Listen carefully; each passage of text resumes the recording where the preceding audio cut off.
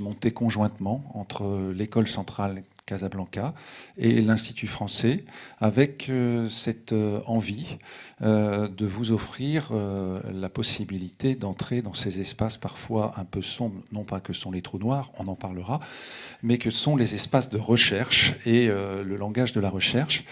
Donc d'entrer dans cet univers scientifique qui bouleverse aujourd'hui nos représentations du monde.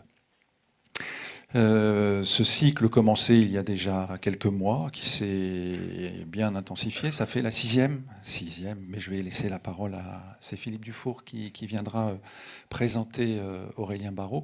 Donc ce cycle commencé depuis quelques mois fonctionne bien, ça a un grand succès, et ce soir ça se confirme.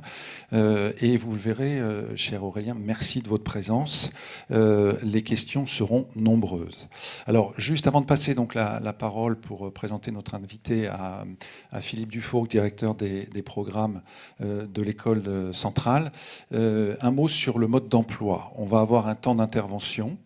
Et puis il y aura un temps de questions. Comme vous êtes nombreux et que j'aimerais que les autres salles, les autres personnes situées dans les autres espaces de l'Institut et de l'école Molière puissent aussi poser des questions, on se contentera à l'issue de la conférence de 3 questions ici. Alors ce sera bref, je n'en doute pas. Et puis on prendra, je recevrai sur mon téléphone des autres sites des questions que nous vous poserons de la part des autres personnes du public. Voilà, donc pardon d'ores et déjà sur la frustration que vous aurez les uns et les autres à l'issue de la conférence. Mais nous n'avons guère le choix ce soir, et puis vous trouverez sans doute les réponses dans les ouvrages, les conférences, ou le bref échange que nous pourrons avoir avec notre intervenant à l'issue de la conférence. Voilà, je vous souhaite une très très belle soirée. Merci encore de votre présence.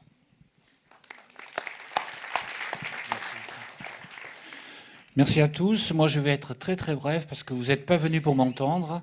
Je pense que tout le monde connaît dans cette salle et dans les autres salles notre conférencier. Je me contenterai de dire qu'Aurélien est professeur d'astrophysique à l'université de Grenoble-Alpes.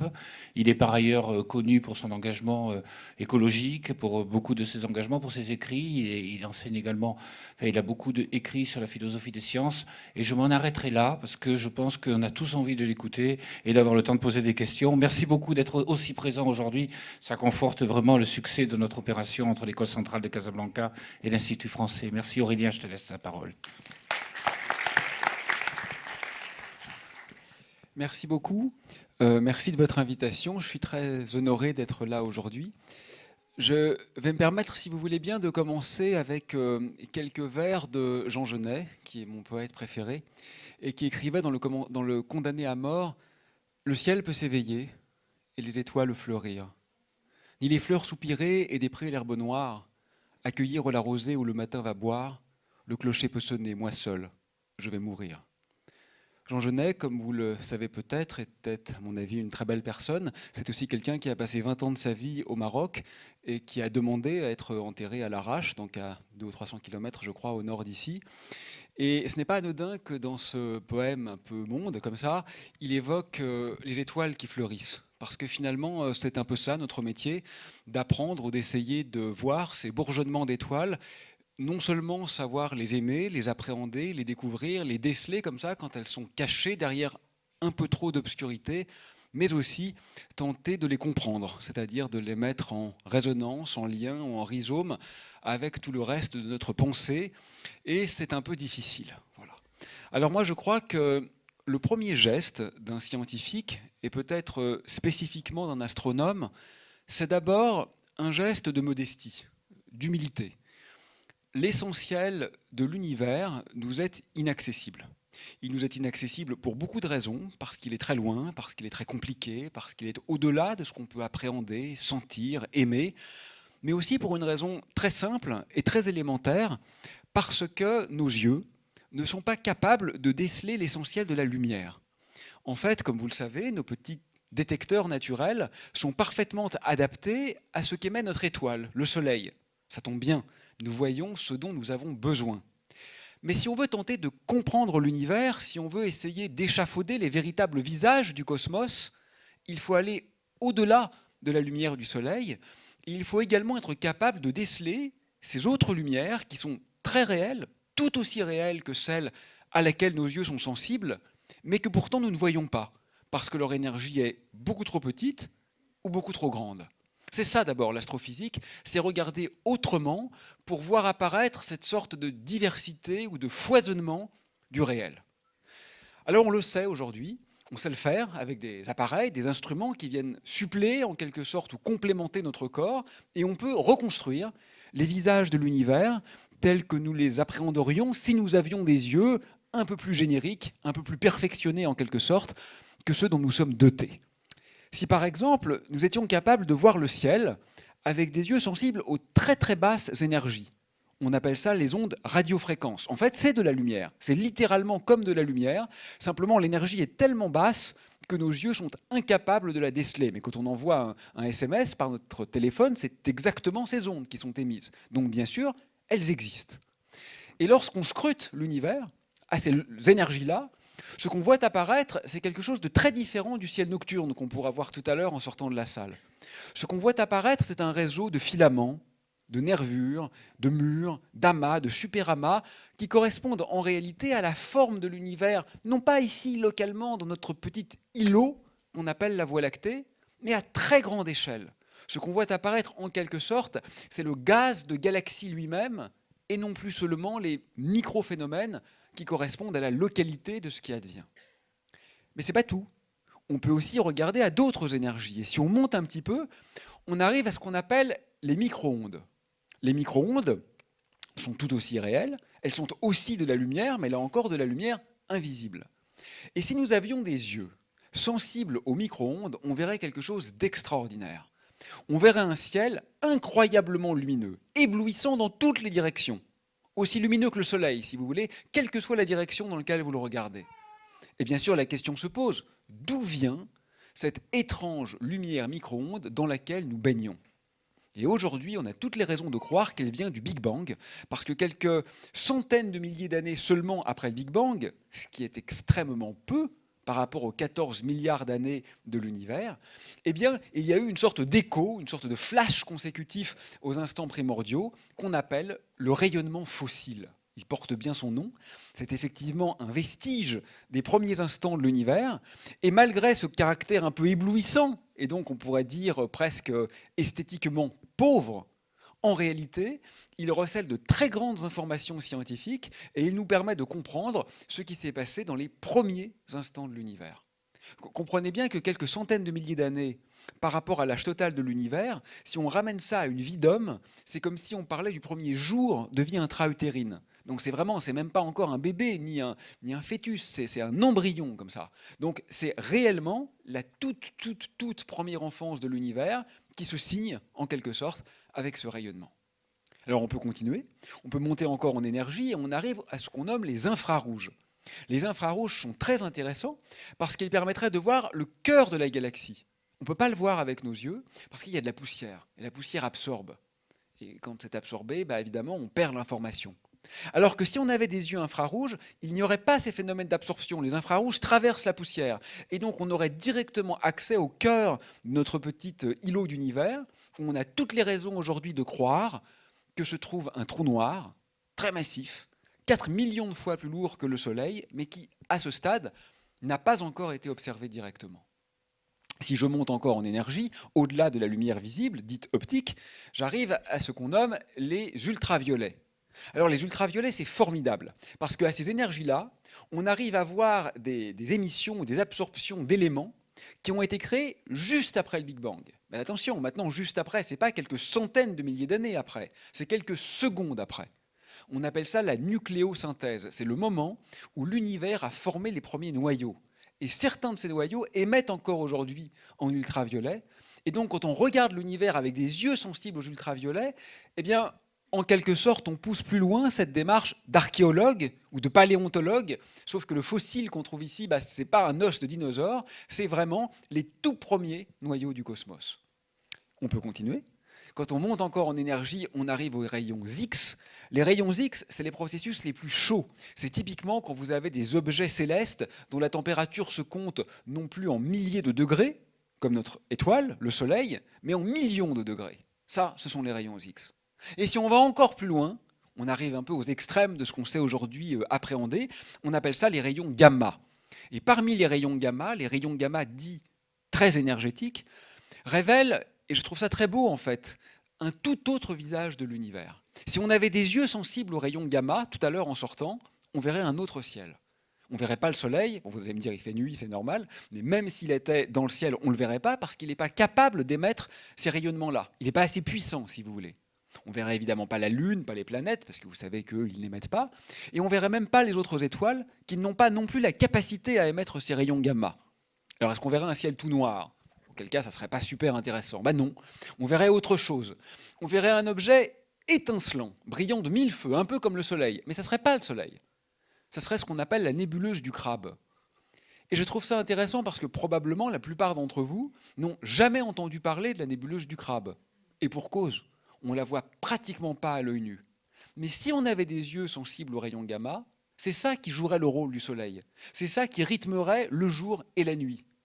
Et ce que je trouve finalement un peu émouvant dans cette petite balade, c'est de comprendre que tous ces visages sont réels et qu'aucun n'a une sorte de primat ou d'hégémonie sur les autres. Si un enfant vous demandait « mais quel est le vrai parmi tous ceux qu'on a vus ?» Bien sûr, la réponse est « ils sont tous vrais et pourtant, ils ne se résument pas les uns aux autres. » Vous voyez, si vous connaissez parfaitement l'aspect du ciel en rayons gamma, vous ne pouvez pas en déduire l'aspect du ciel du point de vue des ondes radio. Parce que les objets, les étoiles, les trous noirs, les quasars, les pulsars, tout ce dont on parlera tout à l'heure, qui émettent à une longueur d'onde ne sont généralement pas les mêmes que ceux qui émettent à une autre énergie.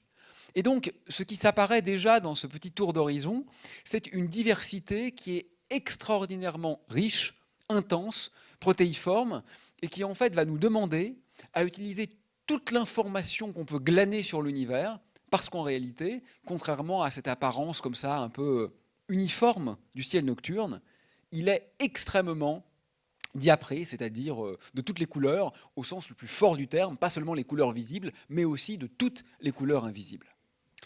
Alors comment faire pour aller encore au-delà ? Pour se dire, bon, la lumière généralisée, très bien, elle nous dit plein de choses, elle nous révèle des processus qu'on n'avait même pas imaginés, elle montre une diversité d'astres, mais on voudrait aller plus loin encore parce que c'est très difficile de comprendre l'univers.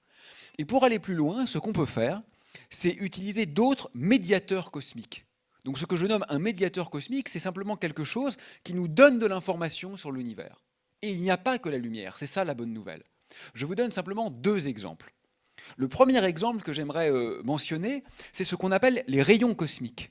Alors les rayons cosmiques, en fait, c'est tout simplement des particules chargées. Particules chargées, ça peut être un proton, un noyau d'hélium, un noyau de carbone, un noyau de fer. Et ce sont des particules chargées qui sillonnent l'espace interstellaire à des vitesses très élevées, très proches de la vitesse de la lumière. Mais comme elles se déplacent, ces particules chargées, vous imaginez bien qu'elles véhiculent une certaine information. Et que si je suis capable de les détecter, je vais pouvoir en déduire quelque chose, je ne sais pas encore quoi, mais je vais pouvoir en déduire quelque chose sur le cosmos qui les génère. Et une des questions auxquelles on peut répondre avec ces particules chargées, c'est une vieille question de physique. Où est donc passée l'antimatière ? Vous avez sans doute déjà entendu ce mot, ce terme, antimatière. Alors, il véhicule comme ça un peu des fantasmes, parce que antimatière, ça a l'air très étrange. En fait, c'est un peu décevant, c'est moins étrange que ça en a l'air. L'antimatière, c'est quelque chose qui a été compris du point de vue théorique il y a presque 100 ans, au début du XXe siècle, et qui a été observé expérimentalement juste après. Donc, l'antimatière, si vous voulez, c'est pas bizarre en soi. C'est comme de la matière, mais avec une charge électrique opposée. Et puis avec ce petit quand même point particulier, que quand matière et antimatière se rencontrent, elles s'annihilent, elles disparaissent, elles font de l'énergie pure. Mais l'antimatière, en soi, c'est pas étrange, ça existe. Par exemple, au CERN, le CERN, c'est le grand centre européen de physique des particules qui se trouve à Genève, qui en fait est mondial, eh bien, on a créé un anti-atome. On a pris un antiproton, on a pris un anti-électron, on l'a fait tourner autour et on a vu que ça existait. Un anti-atome, ça se comporte comme un atome. Et donc la question bizarre, en fait, c'est pas pourquoi y a-t-il de l'antimatière, c'est pourquoi y en a-t-il si peu ? Parce qu'autour de nous, il n'y a pas d'antimatière. Il y en a un tout petit peu là, mais c'est de l'ordre d'une fraction de pourcent. Quand Armstrong, l'astronome américain, a marché sur la Lune, il ne s'est pas annihilé. Donc ça prouve bien que la Lune, elle est bien faite de matière. Si elle était faite d'antimatière, comme je vous l'ai dit, quand matière et antimatière se rencontrent, ça explose. Vu qu'il n'y a pas eu explosion, c'est que la Lune, elle est bien de matière, elle aussi. Et on a de bonnes raisons de croire que toute la galaxie, elle est faite de matière, et au-delà, eh bien, la question se pose. Et la question à laquelle on aimerait répondre aujourd'hui est la suivante. Est-ce que l'univers est entièrement fait de matière? Et ça, c'est très bizarre, finalement. Pourquoi la nature aurait-elle choisi la matière contre ce qu'on pourrait appeler sa consoeur ennemie, l'antimatière? Ou alors, peut-être que l'univers est cloisonné, scindé, avec des zones de matière et autre part des zones d'antimatière. Et donc peut-être que loin d'ici, il y a des anti-étoiles qui forment des anti-galaxies et qu'en ce moment même, il y a des anti-conférences de cosmologie. Alors attention, parce que si on rencontre ces gens-là, il ne faudra pas leur serrer la main, parce que sinon, évidemment, ça va exploser. Donc, mais a priori, ils sont loin. Et ça, pourquoi est-ce que les rayons cosmiques vont permettre d'y répondre? Parce que si je regarde la lumière d'une anti-étoile, je ne peux pas savoir que c'est une anti-étoile. Parce que l'anti-lumière, c'est pareil que la lumière. Comme la lumière, elle n'a pas de charge, si vous prenez la charge opposée, moins 0, ça fait toujours 0. Donc la lumière, je ne peux pas savoir si c'est de la lumière ou de l'anti-lumière. C'est la même chose. En revanche, si l'anti-étoile, elle émet un anti-rayon cosmique, par exemple un anti-noyau de carbone, et là, je pourrais le mesurer. Parce que si la charge électrique est opposée, dans un cas, ça va tourner dans un sens, et dans l'autre cas, ça va tourner dans l'autre sens, quand je vais mettre un champ magnétique. Donc expérimentalement, je pourrais distinguer un rayon cosmique d'un anti-rayon cosmique, et donc je pourrais peut-être un jour savoir s'il existe des anti-étoiles. Et le dernier exemple de messager de l'univers que j'aimerais mentionner, ce sont des belles particules un peu fantomatiques, un peu spectrales, qu'on appelle les neutrinos. Alors les neutrinos, ce sont des particules élémentaires. C'est-à-dire que dans l'état actuel des connaissances, on croit qu'ils n'ont pas de sous-structure, on ne peut pas les casser. Ils sont fondamentaux, ce sont des petites briques fondamentales de la matière. Et ces neutrinos, ce qu'ils ont de remarquable, c'est qu'ils n'interagissent presque pas. Ils n'ont quasiment aucun moyen d'interagir avec les objets qu'ils traversent. Et c'est heureux, parce que là, pendant que je vous parle, en ce moment, dans cette pièce, nous sommes tous traversés par plusieurs centaines de milliards de neutrinos par seconde. Heureusement qu'ils n'interagissent pas, sinon on aurait des petits problèmes de santé. La Terre entière est traversée chaque seconde par des milliers de milliards de neutrinos qui la traversent comme du beurre, sans s'arrêter. Et ça, c'est magnifique. Pourquoi c'est magnifique? Parce que les neutrinos, comme ils n'interagissent pas, eh bien, je vais pouvoir les utiliser pour comprendre le cœur des objets célestes. Quand je regarde le Soleil avec mes yeux, avec des lunettes, sinon ça va me faire un peu mal, je vois que la surface du Soleil, n'est-ce pas? Vous ne voyez pas l'intérieur du Soleil. Aucun d'entre nous n'a jamais vu l'intérieur du Soleil. Mais c'est ça qui est intéressant. La surface, 6000 degrés, bon, c'est la température d'un four un peu haut de gamme. Un four de recherche quand même, chez vous, ça serait embêtant 6000 degrés. Dans un laboratoire, on sait faire. Alors que le cœur du Soleil, c'est 15 millions de degrés. C'est là où on brûle chaque seconde 400 millions de tonnes d'hydrogène en hélium, par seconde. Ça, c'est ce qui est intéressant. Mais ça, je ne le vois pas avec la lumière. Parce que la lumière qui est émise au cœur du Soleil, elle est tout de suite réabsorbée. Le Soleil n'est pas transparent. Et donc, je ne vois pas l'intérieur. Comme quand je regarde un corps humain, je ne vois pas vos organes. Je ne vois que la peau ou les vêtements. Mais ce qui est intéressant quand on est médecin, c'est de faire une radiographie pour voir à l'intérieur du corps. Et c'est exactement ce que permettent les neutrinos. Comme ils n'interagissent pas, ils permettent de voir à l'intérieur des objets célestes. Et c'est une chose qu'on est en train d'inventer. Ça se fait en ce moment. On est en train de mettre sur pied cette nouvelle astronomie qu'on appelle l'astronomie neutrino, et dans quelques années ou décennies, nous aurons des cartes de l'univers, non plus avec la lumière, non plus avec les rayons cosmiques, mais aussi avec ces neutrinos fantomatiques qui, et c'est ça qui est beau, vont révéler des choses que bien sûr je ne suis pas capable de mentionner ce soir. Parce qu'il y a de l'étrange, il y a de l'imprévu, et il y a toujours des processus que nous n'avions pas été capables d'anticiper. C'est finalement, je crois, ce qui fait tout le sens de la recherche. On se projette dans une quête, mais ce qu'on trouve n'est jamais ce qui avait été envisagé. Et c'est pour ça qu'il y a aussi un geste d'émerveillement dans ce geste de découverte et de compréhension. Bien, ces particules. Aujourd'hui, on les comprend assez bien grâce à une des grandes avancées de la science du XXe siècle qu'on nomme la physique des hautes énergies ou physique des particules élémentaires. C'est très important pour comprendre l'univers, parce que quand l'univers était jeune, juste après le Big Bang, il était une soupe de particules. Donc si je veux savoir ce qu'il y avait dans le cosmos, il faut que je connaisse la structure intime ou ultime de la matière. Alors je ne dis pas, bien sûr, ça serait faux, qu'on a résolu toutes les questions. Mais aujourd'hui, on connaît quand même quelque chose de ce que sont peut-être les petites briques fondamentales qui constituent toute la matière autour de nous. Et cette physique des particules élémentaires, elle est intéressante parce qu'elle est simple. Elle repose seulement sur ce qu'on appelle les symétries, c'est-à-dire les invariances. Vous voyez, je prends cette bouteille, je la tourne comme ça, ça change pratiquement rien. C'est un axe de symétrie. Parce qu'effectivement, comme elle a une symétrie de révolution, la tournée autour de son axe ne change essentiellement rien à la manière dont vous la voyez. Eh bien, grâce à ce genre d'idées très simples, on a réussi aujourd'hui à élaborer une description cohérente de l'ensemble des particules élémentaires et à comprendre comment les lois que nous connaissons émergent en grande partie de façon aléatoire. Mais là où ça devient vraiment intéressant pour notre thématique du jour, c'est-à-dire pour comprendre l'univers, c'est quand on s'intéresse aux particules relativistes. Alors la relativité, la grande théorie d'Einstein, c'est vraiment l'outil conceptuel majeur à partir duquel on peut appréhender l'évolution de l'univers. C'est avec ça que nous allons, dans la demi-heure ou les 3/4 d'heure qui nous restent, cheminer.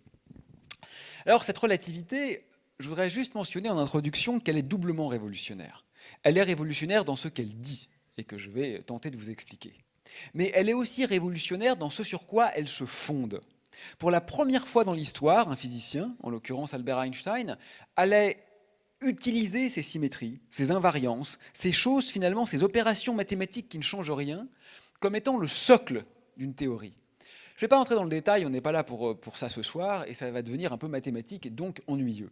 Mais je le mentionne parce que je trouve que c'est intéressant qu'on garde à l'esprit qu'une révolution scientifique, c'est jamais seulement une révolution dans ce qui est dit, c'est aussi une révolution dans la manière de dire.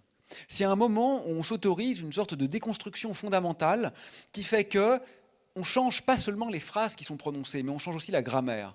Vous savez, c'est pour ça que je citais un poète en introduction. C'est aussi ça un poète. C'est quelqu'un qui évidemment sait d'où il vient, évidemment il connaît la langue, mais il s'autorise de temps en temps de petites violences à la langue. Il s'autorise des constructions qui littéralement ne sont pas correctes, mais qui métaphoriquement peuvent devenir tellement extraordinaires qu'en fait elles sont correctes. Elles sont performativement correctes parce qu'il les a rendues correctes. D'ailleurs, vous savez, pour les Grecs, vérité, aletheia, ça voulait dire éloquence.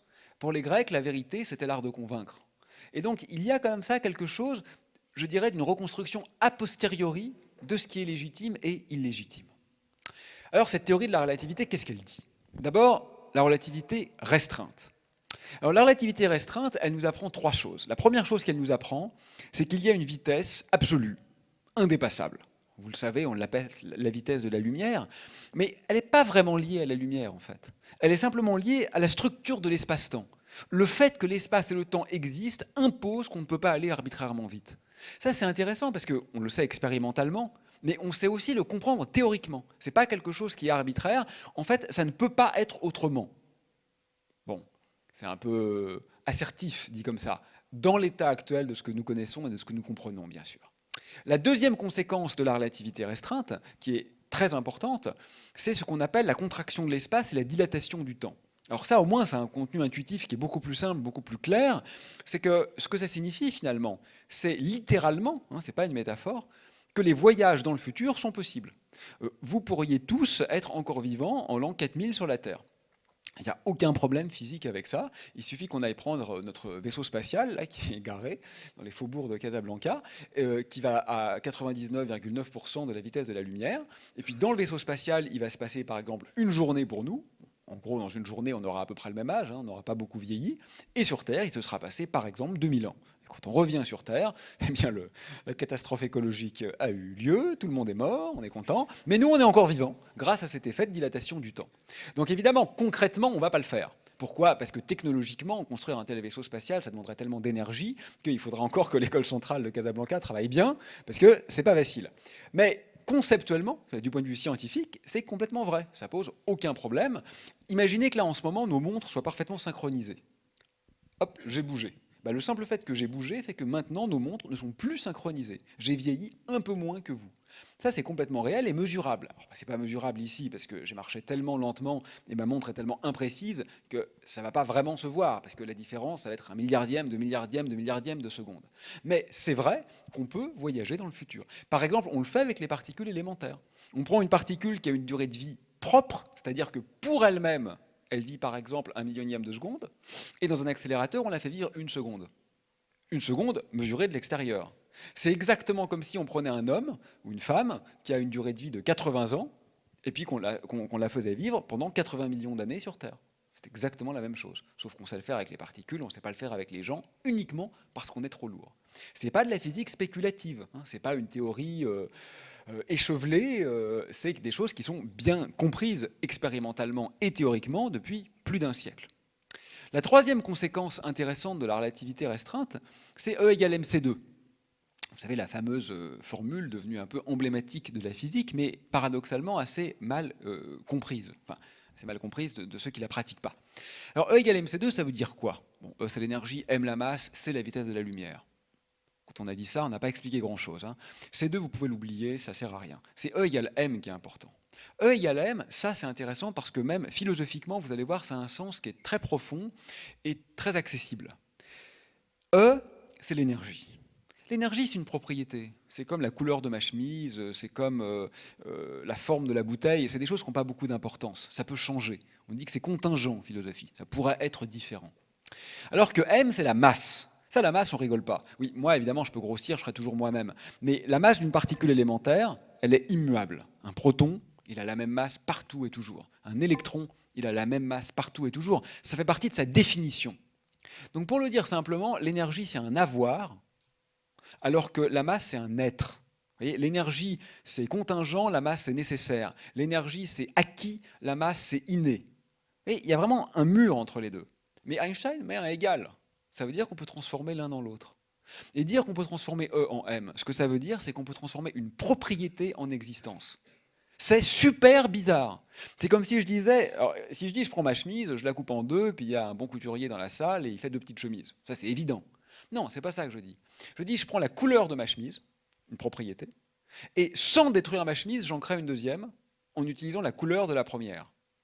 Là, vous voyez que c'est bizarre. Ça, c'était une métaphore. Ce que ça veut dire littéralement, c'est que dans un accélérateur de particules, on utilise le mouvement des particules, et grâce au mouvement, on crée de nouvelles particules. On a transformé du déplacement en existence. Et ça, c'est pareil, c'est réel. Ce n'est pas de la physique spéculative. On le fait tous les jours, et ça fonctionne. Donc vous voyez que c'est quand même une révolution assez profonde, non seulement de la physique, mais presque de l'ontologie. L'ontologie, c'est le mot que les philosophes utilisent pour dire l'être en tant qu'être, vraiment la substance de l'être. Eh bien oui, je crois qu'il y a quand même comme ça, une déconstruction, une révolution un peu ontologique quant à la structure même du réel qui accompagne la théorie d'Einstein. Mais ça, c'était que l'apéritif. Après, la partie intéressante, c'est ce qu'on appelle la relativité générale. Alors la relativité générale, elle est encore plus élégante et plus émouvante presque. La relativité générale, c'est la suite, où Einstein comprend qu'en réalité, eh bien, l'espace lui-même, la géométrie de l'espace, vraiment au sens abstrait, réagit à la présence des corps. L'espace se tord, il se distend eu égard à la présence de matière. Quand je mets mon poing comme ça, vous ne le voyez pas là, mais en fait l'espace se tord un peu autour de mon poing à cause de la présence de mon poing. C'est un peu comme si la matière, la planète, disait à l'espace comment s'infléchir, et qu'en retour, l'espace disait à la matière quelles sont les trajectoires qu'elle peut suivre. Ça peut sembler abstrait, mais en fait, ce n'est pas si abstrait que ça. Ça a des conséquences immenses. En termes intuitifs, ce qu'on pourrait dire, c'est que dans la physique de Newton, celle normalement qu'on apprend au lycée, vous savez, la force gravitationnelle, tous les corps s'attirent. Bon. Dans la physique de Newton, on va dire la Lune tourne autour de la Terre parce que la force gravitationnelle l'attire vers la Terre. Donc la Lune, elle a envie d'aller en ligne droite, mais comme il y a la Terre qui est là, la Terre dit « hop, je t'attire », et en fait, on fait comme ça des petits bouts de cercle, et puis ça fait une sorte d'ellipse. Bon. Mais dans la vision d'Einstein, c'est plus ça du tout. Einstein dit « non, non, c'est pas vrai ça, la force gravitationnelle, elle n'existe pas ». Il n'y en a pas du tout, il n'y a aucune force gravitationnelle, elle est nulle. La Lune, donc, elle avance en ligne droite. Oui, mais elle avance en ligne droite dans un espace qui a été courbé par la Terre. Exactement comme si on prend un voilier ou un paquebot ou n'importe quoi et qu'on avance en ligne droite sur la mer, en fait, on n'avance pas en ligne droite. En fait, on fait un cercle parce que la Terre est ronde, on n'a pas le choix. Et ce que comprend Einstein, c'est qu'il y a une courbure comme ça de l'espace, dont on hérite tous, et on n'a pas d'autre choix que de suivre la courbure de l'espace, et c'est ça qui détermine les trajectoires. Et en fait, conceptuellement, si vous voulez, je pense que c'est très puissant, parce que ce que ça nous dit au niveau presque philosophique, c'est qu'il faut aller au-delà de la grande disjonction qui avait été inventée, je pense, par Newton et le philosophe allemand Kant. Qu'est-ce qu'il nous disait, Newton et Kant? Il nous disait le monde, c'est deux choses. D'une part, il y a les objets, vous, moi, les bouteilles d'eau, c'est la matière. Et d'autre part, il y a le contenant. Le contenant, c'est l'espace et le temps. Et en fait, ce que comprend Einstein, c'est que l'espace et le temps, c'est un objet comme les autres. En fait, l'espace et le temps évoluent. C'est ça le mot fondamental. Ce n'est pas tellement que l'espace est courbe, parce qu'après tout, courbe ou plan, ça ne change pas grand-chose.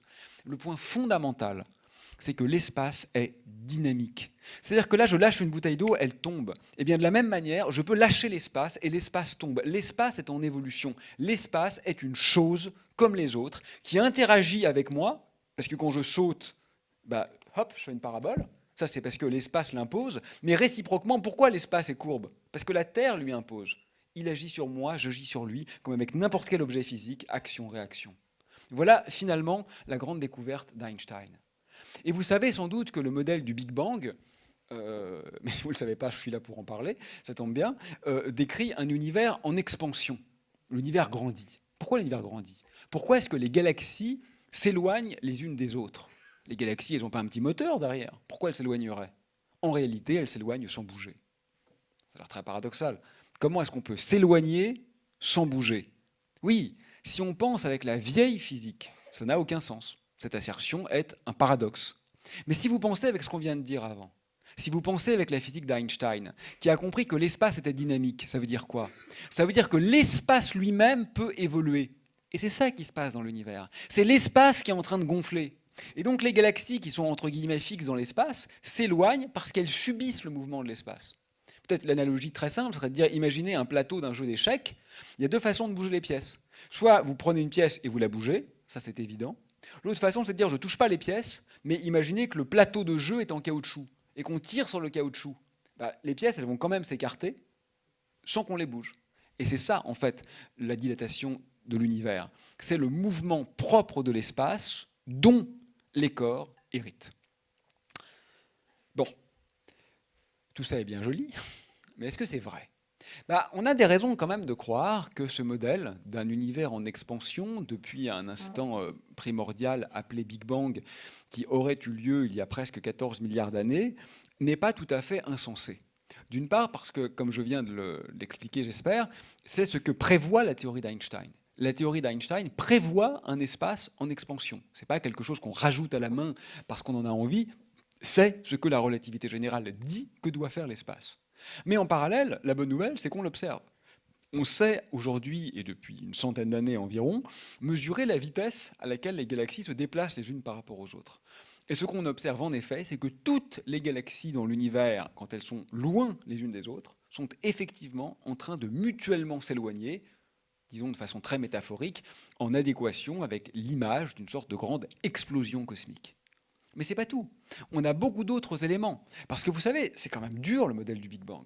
Enfin, je trouve que c'est compliqué de penser que l'univers ait pu avoir un début. Parce que l'univers, c'est l'espace et le temps. Ça veut dire quoi que le temps a un début? C'est complètement contre-intuitif. L'origine du temps. Comment l'espace pourrait-il ne pas avoir toujours été là? C'est quand même des choses qui sont très très très étranges pour l'intuition, voire même impensables peut-être pour un esprit humain. Donc vous imaginez bien qu'avant que ce modèle devienne le paradigme, c'est-à-dire la croyance finalement dominante chez les scientifiques, il a fallu beaucoup d'arguments. Et ces arguments ont été théoriques et observationnels. Donc soit, je viens de le dire, la récession des galaxies, qui s'éloignent les unes des autres, mais ce n'est pas tout. Il y a aussi le rayonnement fossile qu'on évoquait tout à l'heure, qui est une prédiction du modèle du Big Bang, qui est observé et qui n'a aucune autre origine imaginable. Nous n'avons aucune explication alternative. Il y a le fait que les noyaux, c'est-à-dire les cœurs d'atomes, tels qu'on les mesure dans l'univers, sont exactement ceux prédits par le modèle du Big Bang. Il y a la concordance des âges. Nous n'avons jamais trouvé un objet dans l'univers qui serait plus vieux que l'univers, auquel cas, bien sûr, ça contredirait le modèle. Ça serait une preuve que le modèle est faux, si vous voulez. Et beaucoup d'autres arguments plus subtils et plus techniques dont je nous fais grâce pour l'instant. Donc l'ensemble, aujourd'hui, forme une image du monde qui, je dirais, a du sens. Pour autant, j'aimerais passer un peu de temps à vous parler des problèmes de ce modèle. Parce qu'en fait, pour moi, c'est aussi ça, la démarche scientifique. Je ne sais pas bien au Maroc, mais en France, moi, j'ai jamais vu un homme politique dire publiquement « je me suis complètement trompé ». Jamais. Il essaye d'expliquer que même quand c'était la catastrophe, en fait, il avait raison, parce que ça aurait été pire sinon. Nous, en science, on peut dire « je me suis trompé ». Et donc, c'est important de ne pas cacher les problèmes. Parce qu'aujourd'hui, il y a des problèmes, et on ne sait pas si on va réussir à les résoudre un à un, ce qui est possible, et sauver le modèle, ou si au contraire, il va falloir complètement changer le modèle. Ça, c'est ce qu'on appelle une révolution. Alors, je vais vous montrer sincèrement, sans les mettre sous le tapis, parce qu'on n'a rien à vendre, donc on n'a aucune raison de mentir, quelles sont les difficultés qui nous servent également à inventer les nouveaux modèles. Alors, la première difficulté, c'est ce qu'on appelle l'uniformité ou l'homogénéité de l'univers. En fait, c'est très bizarre que l'univers soit le même partout.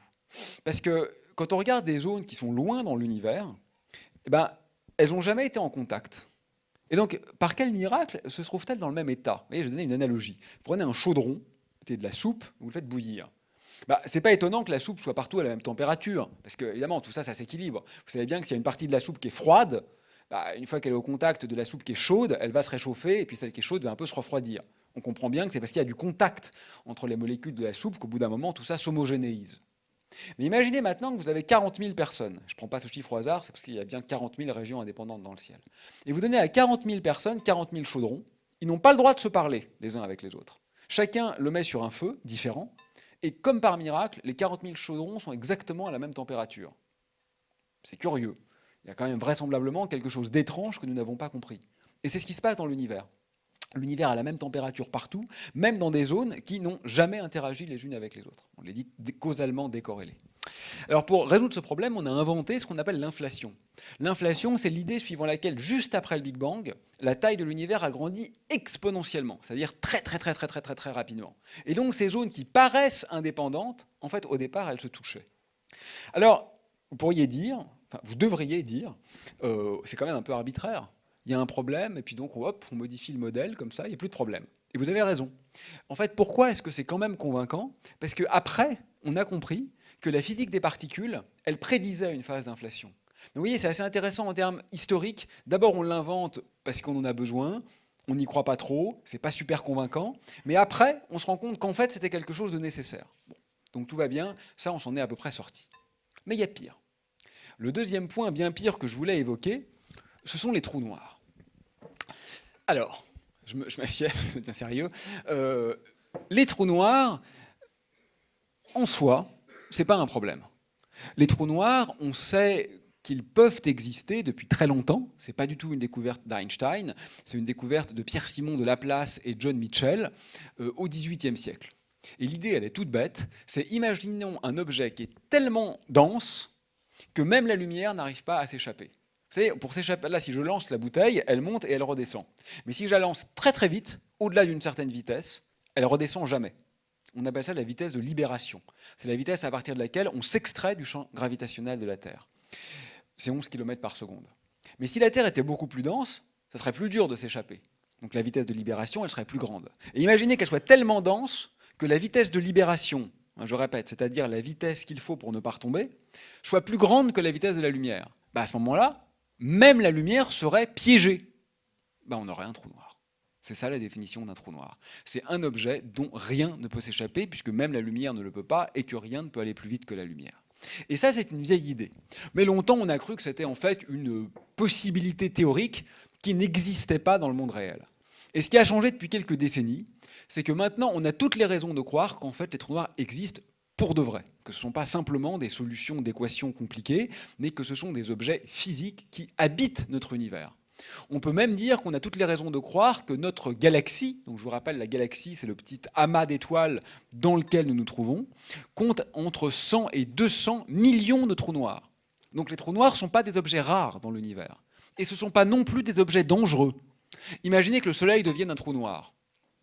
Bon, on aurait quand même un petit problème, c'est qu'on aurait froid. Donc très vite, on va mourir de froid.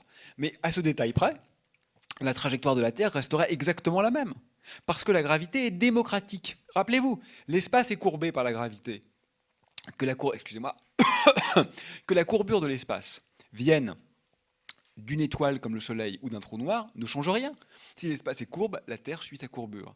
Donc les trous noirs n'attirent pas plus qu'autre chose. Ce ne sont pas des ogres qui vont dévorer l'univers. Alors ce sont des objets très intéressants. Eux aussi, on peut s'en servir comme machine à voyager dans le temps. Si vous vous approchez d'un trou noir, sans rentrer dedans, hein, sinon vous êtes foutu. Vous vous approchez d'un trou noir et vous repartez ensuite vers l'extérieur, vous avez littéralement voyagé dans le futur. Parce que le temps ralentit à la surface d'un trou noir.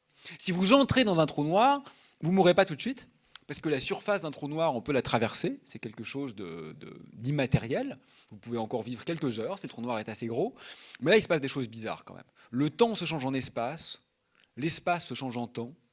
Vous ne pouvez plus contrecarrer en quelque sorte le tapis roulant d'espace qui s'écoule vers le centre. Et quand vous arrivez au centre, ce que disent les mathématiques, c'est que le temps s'arrête. C'est une belle mort, hein, remarquez, c'est une certaine classe. Mourir par la fin du temps, c'est pas mal, mais ça reste quand même une mort, quoi. Bon, tout ça, pour un physicien mathématicien, n'est pas problématique. Ce qui est problématique, c'est que les trous noirs, on peut démontrer que c'est les objets les plus simples de l'univers. Il n'y a pas plus simple qu'un trou noir, c'est plus simple qu'un atome. Mais on peut aussi démontrer que ce sont les objets les plus complexes de l'univers. Ah, ça c'est quand même problématique. Je sais bien que tout est relatif, etc., mais non, on ne peut pas à la fois avoir un très grand nombre ou un très petit nombre de degrés de liberté, c'est l'un ou c'est l'autre. Et donc ce paradoxe des trous noirs, qu'on appelle le paradoxe de l'information en quelque sorte, là je fais une version hyper schématique, aujourd'hui occupe beaucoup de physiciens théoriciens, et on pense que quand on l'aura résolu, on aura vraiment compris quelque chose de très profond sur la nature de l'espace et du temps, mais aujourd'hui, il n'y a pas de réponse à cette question, et donc c'est une énigme, un paradoxe, une aporie de la physique contemporaine. Mais il y a pire. Il y a le problème de ce qu'on appelle la matière noire. Alors, ça c'est un vraiment gros problème quand même.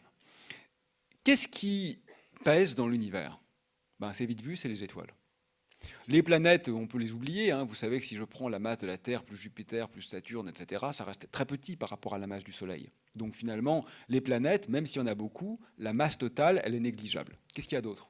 Les trous noirs, oui, mais les trous noirs, c'est négligeable aussi. J'ai dit 100 millions dans la galaxie, alors qu'il y a 100 milliards d'étoiles. Ça fait 1000 fois moins, on oublie. Qu'est-ce qu'il y a d'autre? La poussière, oui, un peu de poussière, d'accord. Bon. En gros, tout ce qui pèse dans l'univers, c'est les étoiles. Le problème, c'est que la masse de l'univers est 50 fois plus grande que la masse des étoiles. Et on ne sait pas ce que c'est. Et ça, c'est pas un détail. C'est pas il manque 1%, c'est pas il manque 1% de la matière qu'on n'a pas encore identifiée. Ça, on pourrait vivre avec.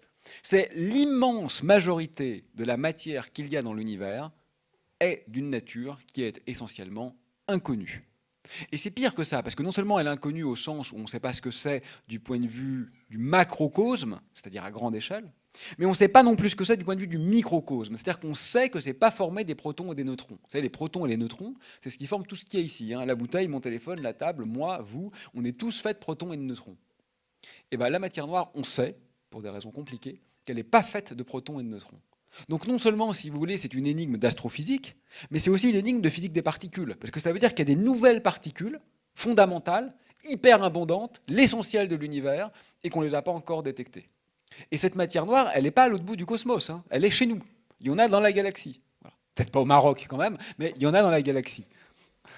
Bon, non mais blague à part, c'est vraiment une énigme majeure quand même. Ça a été découvert dans les années 1930, ça a été confirmé dans les années 1960. Il y a énormément de moyens intellectuels et financiers qui sont mis sur cette question et on ne trouve pas. Voilà. Pour l'instant, c'est à mon sens une des énormes énigmes qui a la durée de vie la plus longue dans l'univers. Enfin, dans l'univers de la science humaine. Mais il y a pire. L'énergie noire. Alors, énergie noire, c'est le mot qu'on a inventé pour désigner la chose suivante. Et là, il faut que je fasse attention pour être bien clair. L'univers est en expansion. Je l'ai dit tout à l'heure, ça, c'est pas un problème. C'est pas bizarre, puisque c'est ce qu'on observe et c'est ce que prédit la théorie d'Einstein. Donc l'expansion de l'univers, tout va bien. C'est prédit, c'est observé. Ça, c'est pas un paradoxe. Ce qui est paradoxal, c'est que l'univers grandit de plus en plus vite. C'est le de plus en plus vite qui est problématique. En fait, l'univers accélère. Et ça ne devrait pas être le cas. Parce que la gravitation, c'est une force attractive, donc c'est une force de freinage. Donc l'univers grandit, ok, mais il devrait grandir de moins en moins vite. Et on a mesuré expérimentalement, il y a 20 ans, qu'il grandit de plus en plus vite. Ça, ce n'était pas du tout attendu. Et c'est comme si vous étiez sur un terrain plat, sur un vélo, vous freinez, le vélo accélère. C'est pas normal.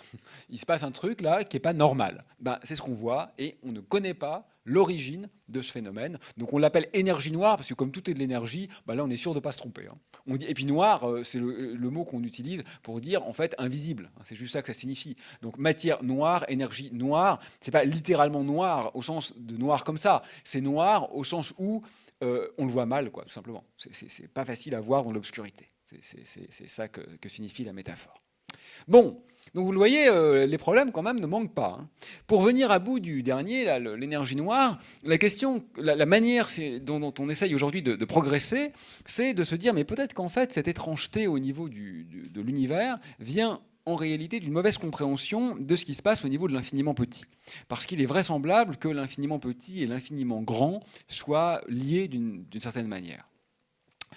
Et au niveau de l'infiniment petit, ben, peut-être qu'après tout, les particules élémentaires ne sont pas des petits points, des petites billes, comme on le dit d'habitude, mais sont plutôt des structures filiformes, des espèces de petits élastiques en vibration.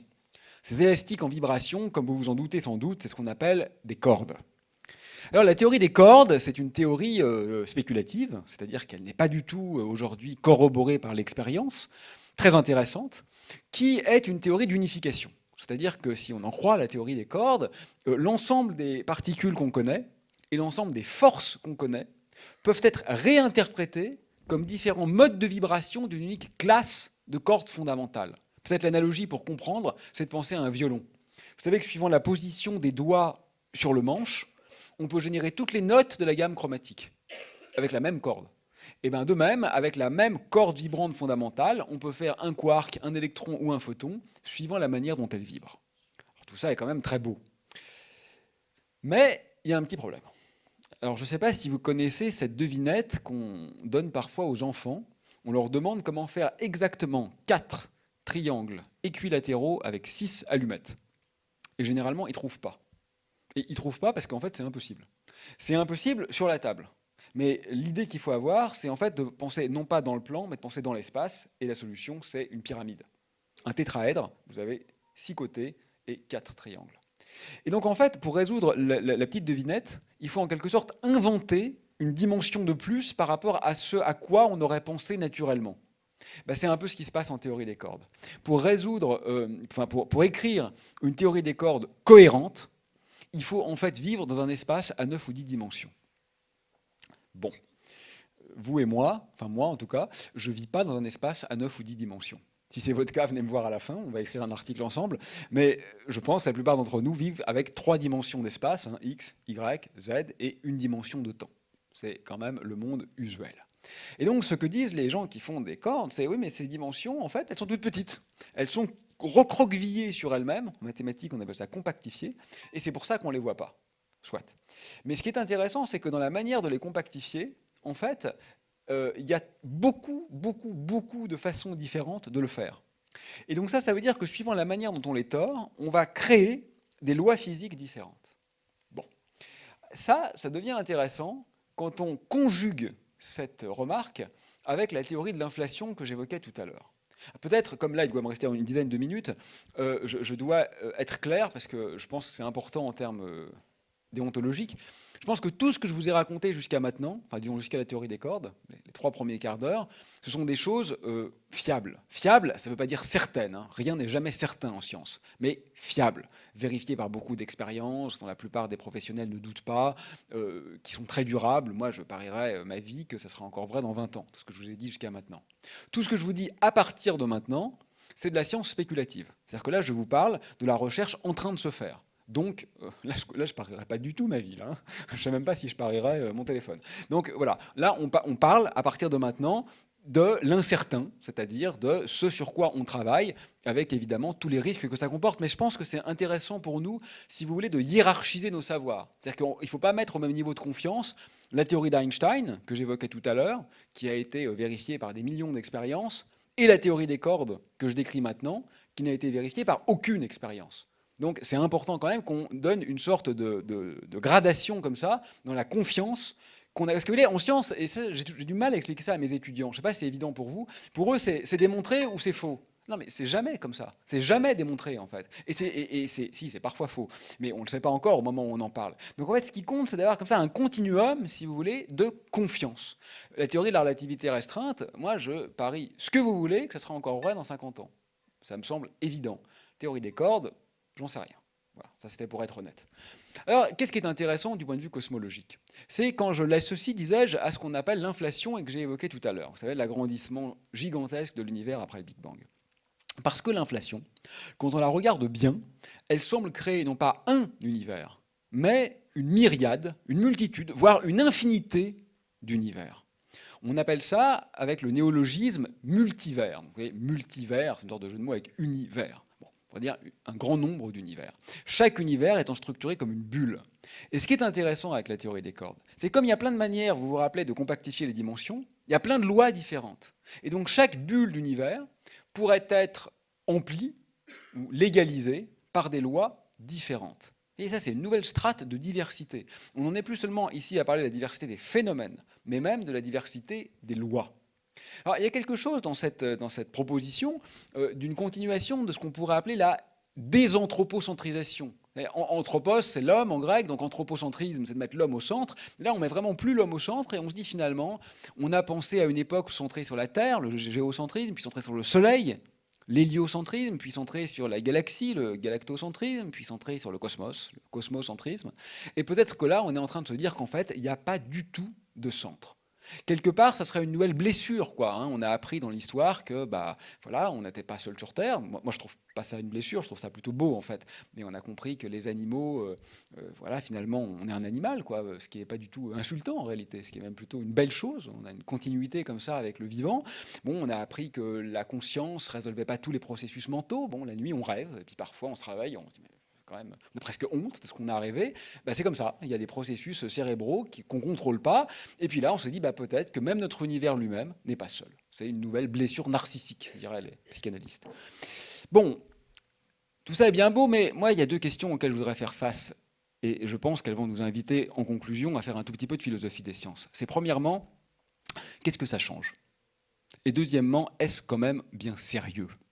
Est-ce que c'est encore de la science digne de ce nom, ou est-ce que là, ça devient un peu du délire mystique? Alors, je vais vous donner quelques éléments de réponse à ces deux questions. La première, c'est qu'est-ce que ça change? Parce qu'après tout, ces autres univers, on ne peut pas aller les voir. Donc si moi, je vous dis, il y a une infinité d'autres univers, parce qu'on ne peut pas y aller.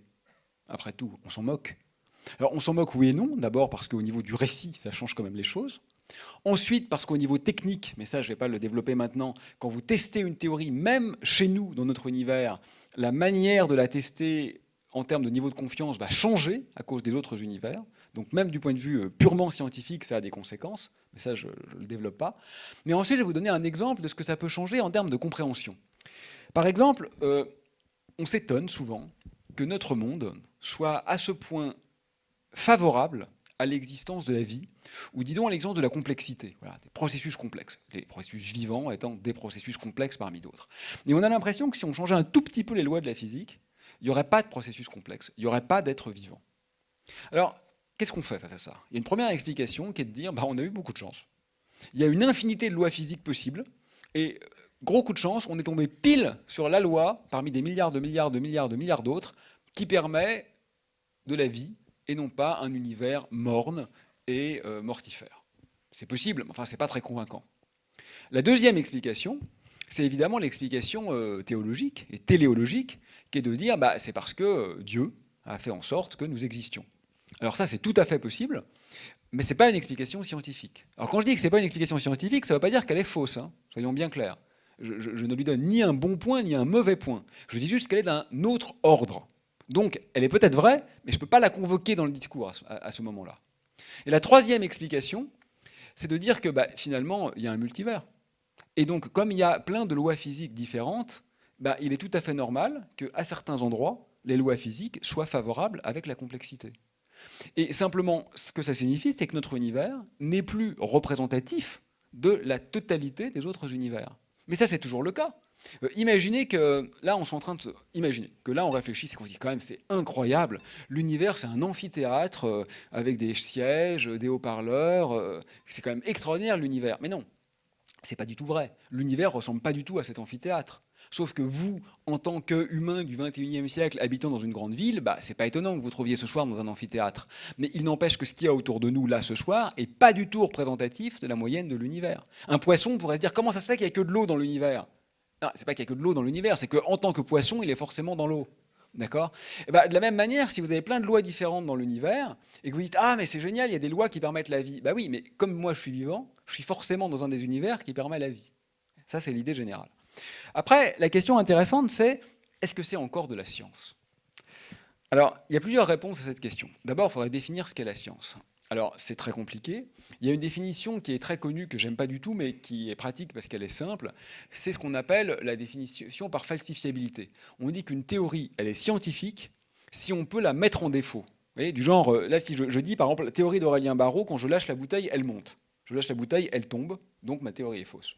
C'était une théorie scientifique parce que, par une simple expérience, lâcher la bouteille, j'ai infirmé ma théorie. Bon, ça, c'est une définition. Alors, à première vue, on se dit, donc le multivers, il n'est pas falsifiable, puisque je ne peux pas aller voir ces autres univers. Donc, je ne pourrai jamais prouver qu'il n'existe pas. Donc, ce n'est pas de la science, c'est de la métaphysique. Mais ce n'est pas si simple. Parce qu'en fait, le multivers, en tant que tel, ce n'est pas une théorie, c'est une conséquence de théorie. Ça n'existe pas, la théorie du multivers. Je vous ai parlé de quoi? De théorie des cordes et de théorie de l'inflation. Mais ces deux théories-là, on peut les tester chez nous, dans notre univers, à nous. Si on montre qu'elles sont fausses, si on les exclut, alors évidemment, il faudra aussi ôter leurs conséquences, dont le multivers. A contrario, si on les corrobore suffisamment pour qu'elles deviennent les théories dominantes, et que dans 30 ans, tout le monde dit « oui, la théorie des cordes, c'est aussi évident que la physique des particules aujourd'hui ». À ce moment-là, on ne peut pas dire « je garde la théorie, mais j'enlève ses conséquences ». Ça, c'est incohérent mathématiquement. Et donc, évidemment, je serais bien obligé de faire avec le multivers, exactement comme aujourd'hui, la relativité me dit ce qui se passe dans un trou noir, et même si je ne peux pas le vérifier, j'y crois quand même, parce que c'est ma théorie dominante. Donc je ne crois pas qu'il y ait une rupture épistémologique, donc en termes de philosophie des sciences, qui soit radicale avec le multivers. Mais c'est intéressant, parce que ça pose des questions. Ça oblige les gens comme moi, les physiciens, disons, à sortir un peu de leurs calculs et à réfléchir non seulement à ce qu'ils font, mais à ce pourquoi ils le font. C'est-à-dire qu'il faut se positionner sur une attente par rapport à la pratique scientifique. Voilà, écoutez, je pense que je vais peut-être bientôt m'arrêter, je vais peut-être même m'arrêter. Comme ça va laisser le temps d'une vraie discussion et je pense que c'est peut-être souhaitable. Merci.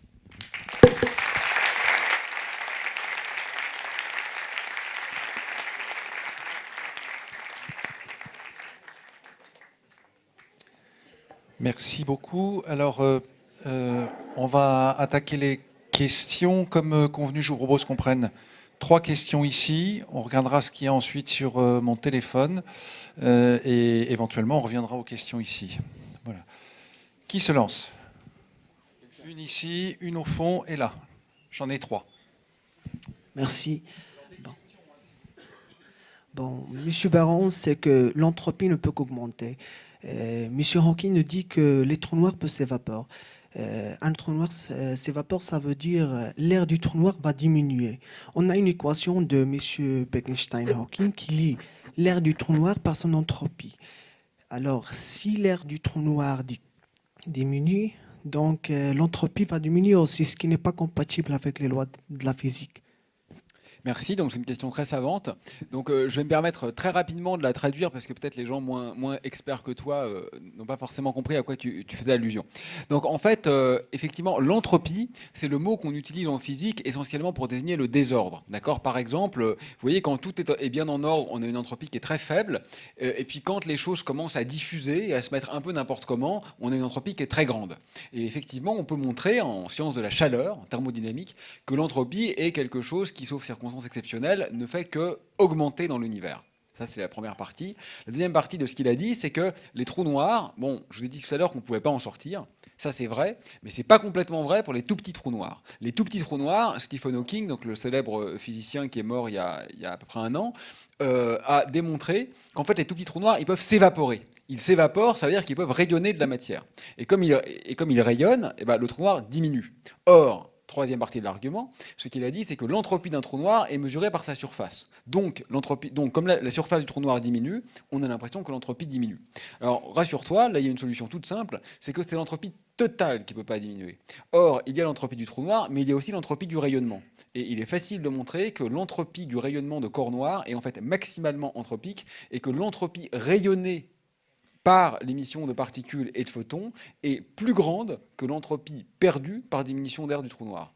Donc au total, l'entropie ne diminue pas. Mais, et tu as raison, il y a quand même un problème, et je finis là-dessus, c'est pas en termes d'entropie, où là je pense vraiment que c'est bien contrôlé, c'est en termes d'information.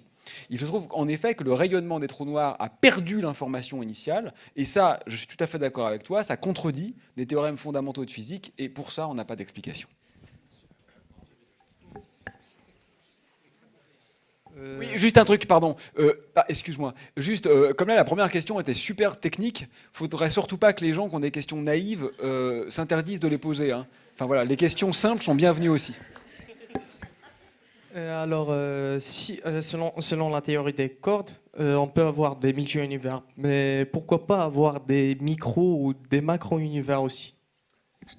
Alors, je te remercie.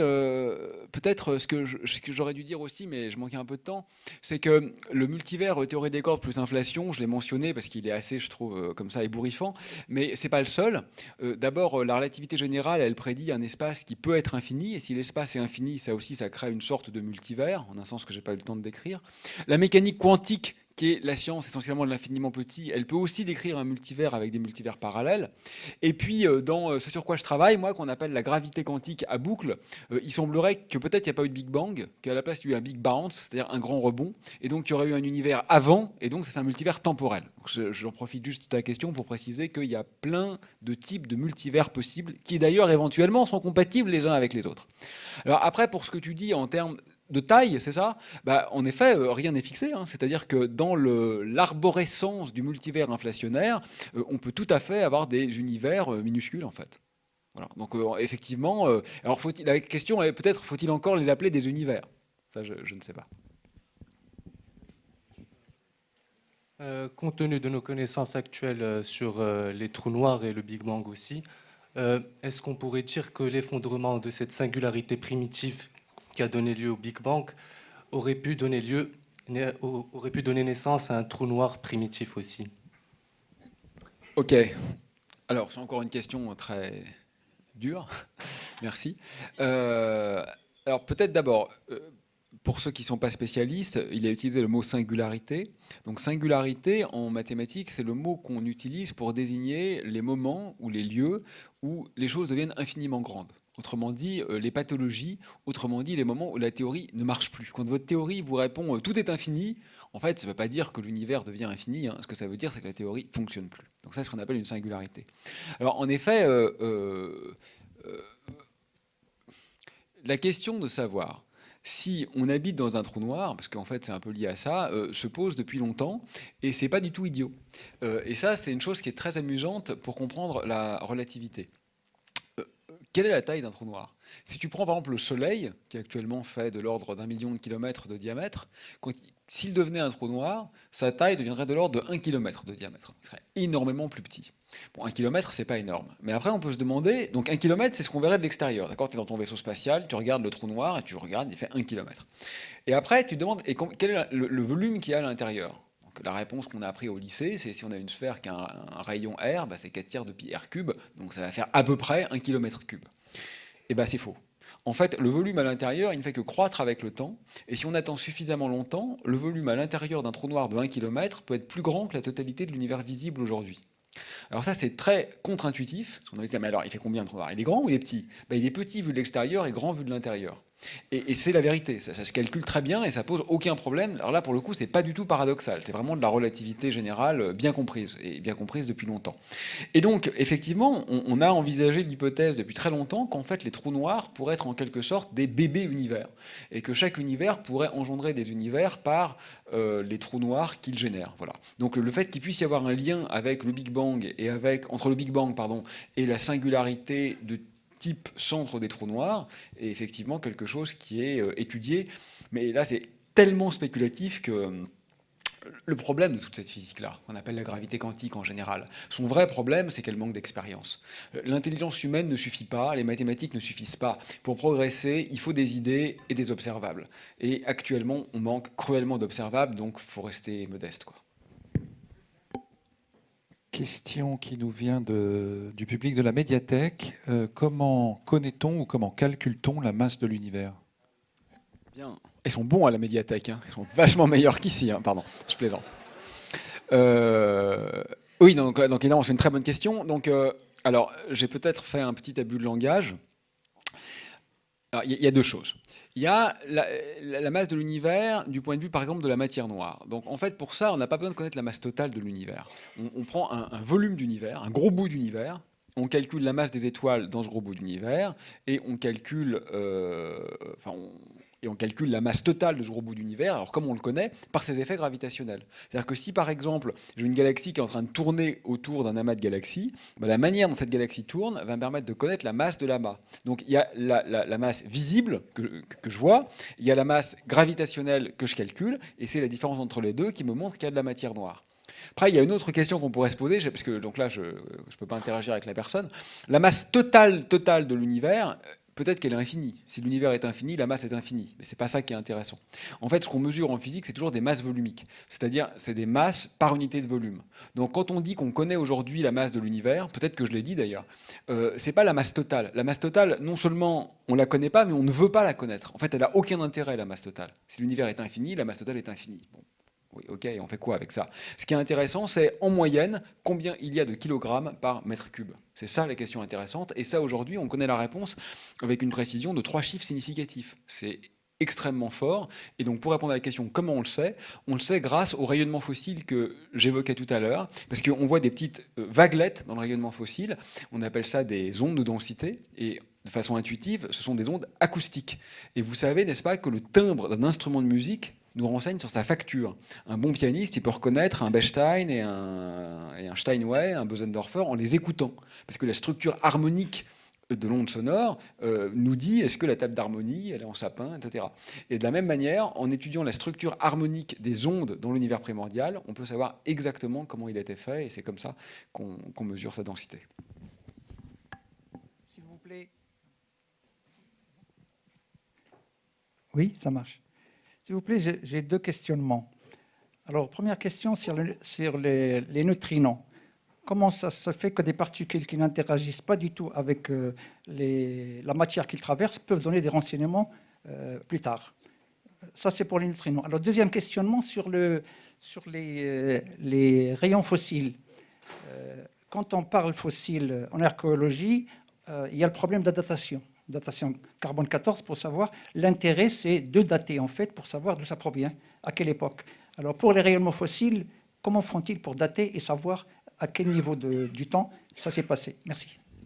Merci beaucoup. C'est vraiment 2 questions très intéressantes. Donc pour la première, vous avez parfaitement raison. Donc tout à l'heure, j'ai discuté avec les élèves de l'école d'ingénieurs et j'ai anticipé parce que je me suis dit c'est des ingénieurs, ils vont être pénibles. Et là, je me suis dit ça va passer, mais ça a raté grâce à votre sagacité. Donc en effet, les neutrinos, j'ai dit qu'ils interagissaient presque pas avec la matière et on est très content. Et donc comme vous venez de le soulever, le problème c'est qu'ils interagissent aussi presque pas avec le détecteur. Et ça, c'est pas une bonne nouvelle, parce que quand vous voulez détecter quelque chose, évidemment, il faut que la chose interagisse avec le détecteur.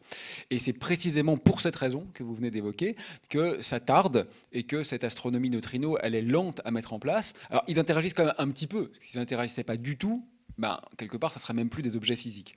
Mais en fait, ce qu'on fait, c'est qu'on met des détecteurs dans l'eau de mer, il y en a en Méditerranée d'ailleurs, ou dans la glace, et on regarde en dessous.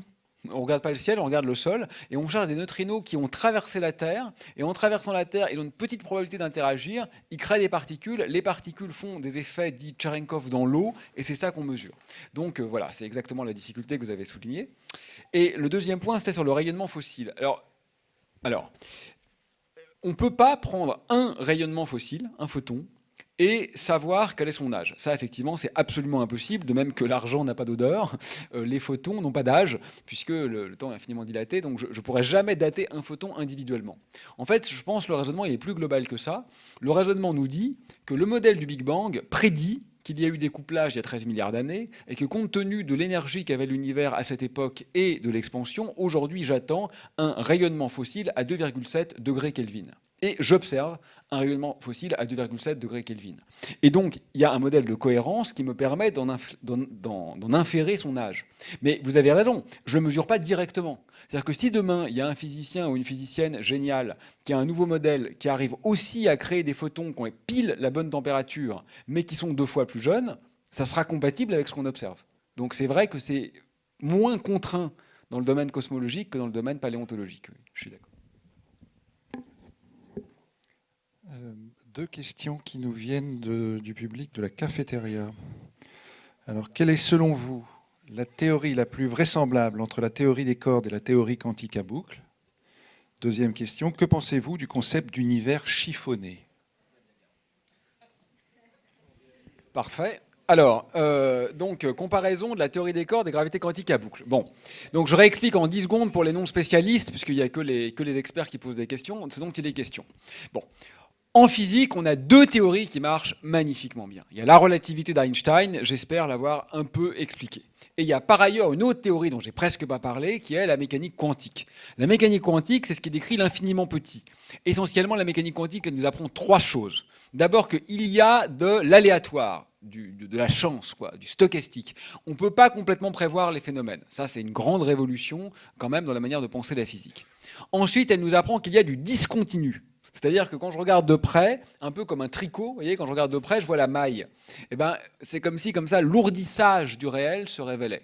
Et la troisième chose que nous apprend la physique quantique, c'est que les particules élémentaires, parfois, sont délocalisées. Elles sont douées d'ubiquité. Vous savez, ubiquité, c'est quand on est à plusieurs endroits en même temps. Bah, elles sont capables d'être à plusieurs endroits en même temps. Tout ça est hyper bizarre, mais ça a été testé expérimentalement et ça marche très bien. Donc on a ces 2 théories, d'accord? La relativité d'une part, la physique quantique de l'autre, et avec ça, on sait presque tout faire.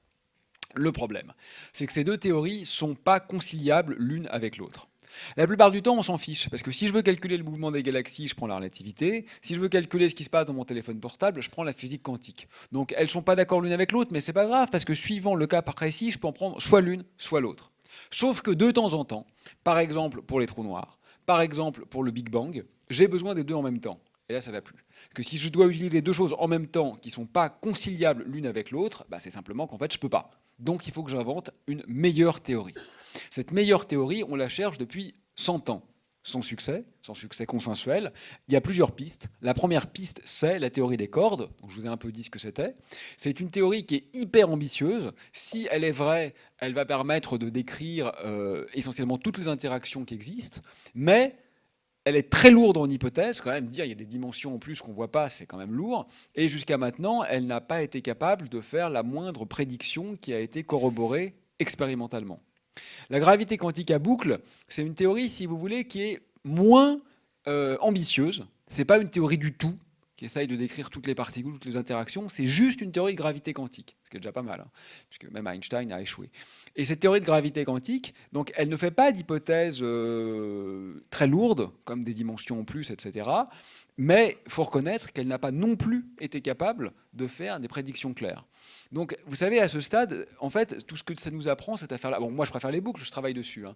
Mais si on est un peu objectif, au-delà de mon ressenti personnel, qui n'est pas super intéressant, ce que ça nous apprend, en fait, c'est que la science, c'est aussi une affaire humaine. C'est-à-dire que quand on discute avec les cordistes, ils sont totalement persuadés que c'est la bonne façon de faire. Les bouclistes sont totalement persuadés que c'est la bonne façon de faire. Et pourquoi ? Parce qu'ils sont tous bons en calcul, ces gens-là. Donc, ce n'est pas un problème de maths.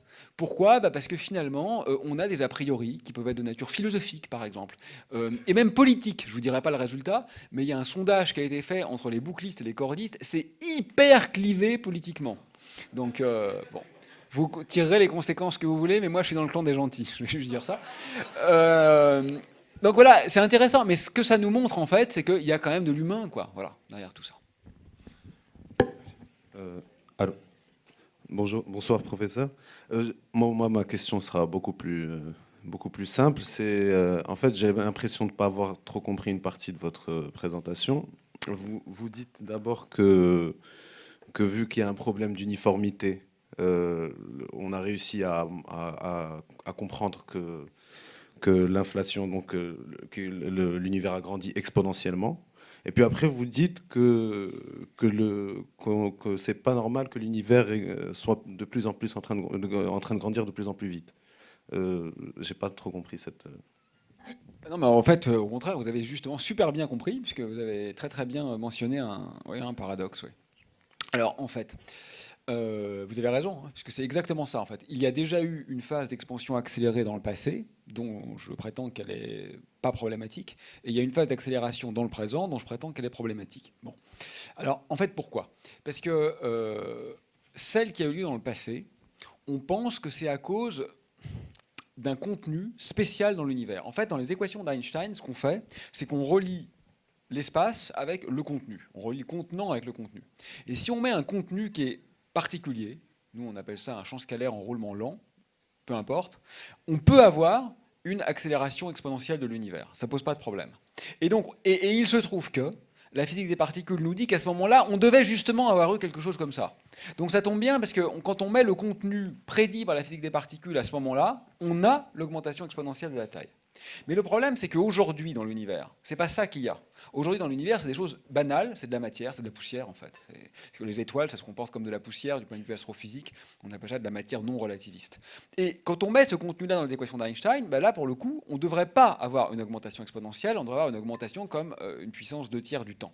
Et donc en fait, si tu veux, c'est juste ça le problème. C'est qu'on peut faire l'augmentation accélérée, mais il faut mettre quelque chose de bizarre, et cette chose bizarre, c'est pas ce qu'on a en ce moment. Mais c'est bien noté. Des questions qui nous proviennent de l'école Molière. À quelle vitesse, donc une question très pratique, à quelle vitesse les astroparticules comme les neutrinos et tachyons traversent l'univers? Si les multivers sont considérés comme plusieurs bulles, qu'y a-t-il entre ces bulles? Et puis, comment ils arrivent à voir le Big Bang avec des télescopes géants? Bon, je vais essayer de me souvenir. Donc la première, alors d'abord les tachyons, ça n'existe pas, donc ça c'est facile. Bon, c'est des particules très hypothétiques et tellement hypothétiques que je ne vais pas en parler. Mais pour la première partie, c'était les astroparticules, ça existe. Donc astroparticules, c'est le terme pour référer aux particules qui se déplacent dans l'espace. Hein. Et donc à quelle vitesse se déplacent-elles? Donc la réponse est simple, c'est extrêmement proche de la vitesse de la lumière. C'est jamais exactement égal à la vitesse de la lumière. Sauf la lumière, évidemment, qui se déplace à la vitesse de la lumière, ça tombe bien. Mais à part la lumière, les particules vont juste très proches, parce que dès qu'on a une masse, on ne peut pas exactement atteindre la vitesse de la lumière. Mais s'il fallait le dire avec un pourcentage, la plupart des rayons cosmiques qui sont relativistes doivent aller à, je sais pas, à 99,9% de la vitesse de la lumière. Donc en gros, c'est 300 000 km par seconde. La deuxième question... Les bulles, entre les bulles. Voilà, ah oui, alors ça dépend de quel multivers on parle. Donc qu'y a-t-il entre les bulles? Si on parle du multivers associé à l'inflation, celui que j'ai décrit tout à l'heure, c'est assez simple. C'est vraiment de l'espace au sens usuel du terme. Donc on peut dire, cette bulle qui est là, elle est à 1 milliard de kilomètres de la bulle qui est là. Et donc en fait, il y a de l'espace, simplement, c'est de l'espace qui n'est pas en train d'enfler exponentiellement. Donc là, la réponse est assez facile, c'est au sens quand même intuitif du terme, quoi. C'est loin. Ce qui est plus subtil, c'est avec d'autres multivers. Par exemple, quand je parle de physique quantique, il y a aussi un multivers, mais là, c'est des univers parallèles. Et les univers parallèles, on ne peut pas quantifier leur distance de façon métrique. C'est un peu comme si vous vous demandiez quelle est la distance entre un poème de Verlaine et un poème de Rimbaud, ou la distance entre la Bible et le Coran. Ça ne se mesure pas en mètres. C'est des choses qui sont juste différentes, en fait. Et la distance n'est pas une distance mesurable. C'est absolument ailleurs, même si évidemment il y a des résonances culturelles, mais c'est absolument ailleurs. Vous voyez ce que je veux dire? Et donc, c'est pour ça que dans ces univers parallèles, là, on ne peut plus répondre en termes de distance. Il faut se dire que c'est un autre part. Et la troisième question que j'ai oubliée. Comment ils arrivent à voir le Big Bang? Alors, voir le Big Bang. Alors, le problème, c'est que le mot Big Bang, il est polysémique, c'est-à-dire qu'il a plusieurs sens. Il y a un sens fort. Big Bang, c'est vraiment l'instant initial, c'est la singularité initiale, le T égale 0. Et il y a un sens faible, où ce qu'on appelle le modèle du Big Bang, c'est le fait que l'univers est en expansion et que tout ce qu'on voit actuellement était plus petit qu'une tête d'épingle. Le deuxième sens, le fait que tout ce qu'on voit actuellement dans l'univers, y compris les galaxies lointaines, que tout ça était contenu dans un truc plus petit qu'une tête d'épingle il y a 13 milliards d'années, ça c'est très fiable, c'est presque certain. Moi je parie ma vie là-dessus. La première exception, celle qui dit le Big Bang, ça veut dire que paf, il y a une explosion, et comme ça, à partir de rien, l'univers est apparu. Ça, en fait, on n'en sait absolument rien. c'est peut-être complètement faux en réalité. Ça, c'est ce que dit la relativité générale, mais on l'utilise dans un régime où on sait qu'elle n'est plus valable. Donc, y a-t-il vraiment eu un début au sens du Big Bang ? En fait, c'est même pas que les physiciens sont pas sûrs de leur théorie, en fait. C'est qu'ils savent que leur théorie ne sait pas répondre à cette question. Ça, c'était la mise au point. Et donc, la réponse est, le Big Bang en tant que tel, on ne le voit pas, je vous rassure, avec nos télescopes. Donc, c'est complètement faux de dire qu'on voit le Big Bang. Mais on arrive simplement à trouver des traces et on se rapproche de plus en plus d'indications sur ce qui s'est passé de plus en plus tôt dans le passé. Mais en fait, on ne va jamais arriver stricto sensu à l'instant initial. Donc il y aura toujours de la place pour l'inconnu, pour le rêve ou pour d'autres formes de pensée. Bonsoir et merci. Un célèbre théologien, toute religion confondue, a contacté à une entrevue avec un célèbre physicien. Il lui a dit texto, tout ce qui est avant le Big Bang est à nous, est à vous, et tout ce qui est après, c'est à nous. Qu'est-ce que vous en pensez ? Oui, je vois cette histoire. Bah, écoutez, pourquoi pas, mais moi, je pense que c'est plus profond que ça, en fait. C'est-à-dire que je vois pas pourquoi la théologie ou la religion n'aurait rien à dire sur ce qu'il y a après le Big Bang, parce que c'est quand même un peu, c'est un peu atrophiant, quoi. Et je vois pas pourquoi la science n'aurait rien à dire sur ce qu'il y a avant, parce que moi, je travaille typiquement sur des modèles de pré-Big Bang. Donc, ça dépend comment on prend la phrase, en fait. Si on la prend comme une sorte de respect mutuel, ça me plaît. Si on dit finalement les deux pensées sont respectables et elles ont le droit d'exister, moi ça me convient. Mais si on clive de façon trop claire comme ça c'est pour toi, ça c'est pour moi, en fait je pense que concrètement c'est pas vrai. Je pense que la pensée religieuse elle a aussi envie de s'occuper de l'éthique humaine et je pense que la pensée scientifique elle a aussi envie de s'occuper de l'origine du Big Bang. Donc moi j'ai tendance à trouver, mais là ça engage vraiment que moi, hein, ce que je dis c'est un avis personnel, vous en faites ce que vous voulez, mais moi je pense qu'il ne faut pas trop restreindre quel qu'il soit les champs disciplinaires en disant ça s'arrête là. Parce que si on dit ça s'arrête là, c'est triste, quoi. C'est-à-dire qu'il n'y a pas de révolution possible et on a toujours envie d'aller plus loin. Et je pense que quand on est un artiste ou un scientifique ou un théologien ou n'importe quoi, en fait, n'importe qui pense, on a quand même un peu envie d'aller au-delà de la frontière, moi je trouve. Donc après, il faut être raisonnable, il faut le faire bien. En fait, pour moi, le problème, il est là. Il n'est pas de savoir où est la frontière. Et on a toujours le droit, je pense, de dépasser la frontière. La question, c'est qu'il faut le faire avec intelligence, quoi. Et ça, c'est le danger. Aurélien, il y a beaucoup de questions encore. Vous me faites signe quand vous en voulez. Voilà. Alors, une question simple qui nous vient de la cafétéria, du public de la cafétéria. Vous avez dit qu'avec la relativité restreinte, on pourrait voyager dans le futur. Pensez-vous qu'on puisse également voyager dans le passé ? Non. Non, là, la réponse est très claire. Non, voilà, donc soyons bien clairs, il n'y a aucun problème pour voyager dans le futur. En revanche, il n'y a strictement aucune théorie scientifique sérieuse qui permette de voyager dans le passé. Voilà, ça c'est la réponse simple. Et heureusement, parce que ça générerait des paradoxes terribles. Vous avez vu les films de science-fiction, si je tue mon grand-père avant ma naissance, qu'est-ce qui se passe, etc. Donc, non seulement ça serait paradoxal, mais ça tombe bien, parce qu'aucune théorie connue ne permet de le faire. Donc, sauf à regarder vraiment des modèles hyper exotiques, là, pour une fois, il y a une réponse simple. Autre question qui vient de l'école Molière. Y a-t-il des théories sur ce qui a pu engendrer le Big Bang ? Oui, alors des théories sur ce qui a pu engendrer le Big Bang. Bon, le problème, c'est que je pense, là encore, il faut faire attention. Si vraiment le Big Bang est le début, au sens, il n'y avait rien, hein, c'est pas juste un espace vide. Hein. Un espace vide, c'est pas rien, le non-être. Déjà, rien que le penser, moi, j'y arrive pas. Et que d'un seul coup, l'être est apparu. Et que ça, c'est le Big Bang. Alors non, il n'y a pas de théorie pour expliquer d'où vient le Big Bang, puisqu'il n'y a rien avant le Big Bang. Par définition, le Big Bang est la naissance du temps. Vous voyez, c'est un peu comme si vous allez vers le nord, vous arrivez au pôle nord. Il y a quoi au nord du pôle nord ? Ça n'existe pas, le nord du pôle nord. Donc, ça n'existe pas avant le Big Bang. Donc, il ne peut pas y avoir d'explication de pourquoi il y a eu le Big Bang du point de vue de la physique, puisqu'il n'y a rien avant. Donc, il n'y a plus de processus causal. C'est même pas qu'il n'y a rien avant, c'est qu'avant n'existe pas. Bon, ça, c'est la première réponse. Mais ce problème de cette réponse, c'est que ça, c'est la réponse de la théorie d'Einstein. Et la théorie d'Einstein, elle marche super bien tout le temps, sauf au moment du Big Bang. Donc, en fait, la réponse que je viens de faire est certainement fausse, puisque je l'utilise ici hors de son champ d'application. Donc, dans les théories genre corde ou boucle, oui, il peut y avoir des éléments de réponse sur pourquoi y a-t-il eu le Big Bang. Mais ces théories sont tellement, à ce stade, déconnectées de l'expérience qu'il faut juste attendre encore un peu et on verra bien. Mais de toute façon, quand bien même on aura une réponse à ça, ce que je voudrais dire, c'est que ça ne serait pas une réponse à tout. Hein, parce que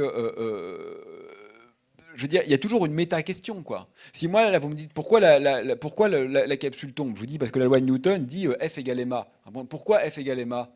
Ben, je sais pas, en fait. Donc, je veux dire, de toute façon, même si la science décrivait le processus, on pourrait toujours se demander pourquoi c'est cette science-là qui est la bonne. Donc, la réflexion ne s'arrêterait pas. Bonsoir, donc ouais, je suis là. Donc ma question va être plus métaphysique plutôt que scientifique. Tu as parlé d'avant de Kant et de multivers. Si il y a plusieurs versions de moi, ou de vous, ou d'elle, ou je sais pas, on est un peu confronté à des choix. Et donc ces choix, ils vont se faire dans tous les univers.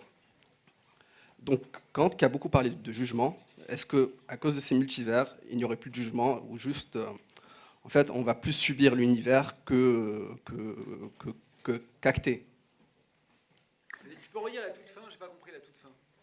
Donc, est-ce qu'à la fin, on va plus subir l'univers, c'est-à-dire les probabilités, plutôt qu'avoir un jugement de libre arbitre? Oui, donc c'est une question profonde encore.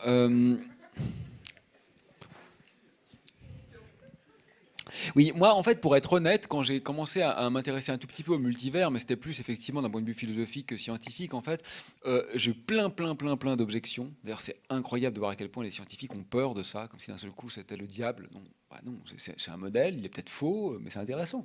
Mais la seule objection qui m'a effectivement, je l'ai trouvée toute très bête, en fait, l'objection. Il n'y en a qu'une seule que j'ai trouvée intelligente et qui m'a fait trembler et où je me suis dit, ah, peut-être j'aurais pas dû, c'est effectivement l'objection éthique, où quelqu'un m'a dit, mais finalement vous êtes en train de dire aux gens qu'il y a une infinité d'autres mondes, peut-être, j'ai toujours dit peut-être, hein, j'en sais rien, et donc ça veut dire que ce monde-là n'a aucune valeur en fait, parce que si là on meurt, bah, c'est pas grave, votre part en vie. Alors ça, effectivement, ça m'a contrarié, parce que si on tire cette conclusion-là, c'est embêtant.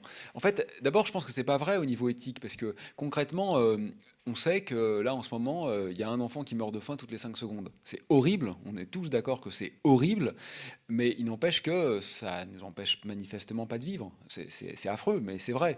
Si tu perds tout à l'heure ta copine ou ta mère ou ton père, probablement ça va te gâcher plus que ta soirée. Et donc, ce que ça veut dire, ça, c'est que ce que je veux dire par ces mots-là, c'est que on n'est pas remplaçable. Le fait qu'il y ait 7 milliards ou je ne sais pas combien d'êtres humains fait que n'empêche que si tu perds ton enfant, ben, tu sombres dans une peine infinie, et le fait qu'il y en ait 7 milliards d'autres, ça ne te console pas. Et donc je me dis que même s'il y a d'autres mondes, si on détruit celui-là, ben, en fait ça n'enlèvera rien à la tragédie de la perte d'une singularité. Ensuite, la question qui se pose, qui est intéressante, qui est peut-être plus scientifique, c'est est-ce que nos copies, s'il y en a, ont forcément le même devenir que nous? Et ce qui est intéressant, c'est que la réponse est non. Et ça, c'est assez subtil, parce qu'on pourrait se dire, imagine que tu as 2 univers exactement identiques. Et donc, il y a toi et moi, on est en train d'avoir la même discussion. D'ailleurs, je te remercie d'avoir tutoyé, parce que j'ai tendance à tutoyer tout le monde, donc pardonnez-moi. Et donc, on a la même discussion autre part. Et donc, est-ce que là, je fais la même réponse? Et en fait, pas forcément. On pourrait se dire, bah, quand même, la physique est causale, quoi. Donc si le passé est le même, bah, le futur est le même. Eh ben non, même sans physique quantique, il y a une perte de causalité, parce que la taille de l'horizon de l'univers, elle fait que croître.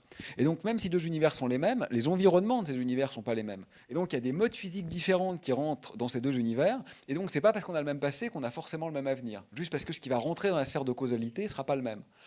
Donc en fait, bon là, pour être honnête, je crois qu'on arrive un peu aux limites de l'exercice, quoi.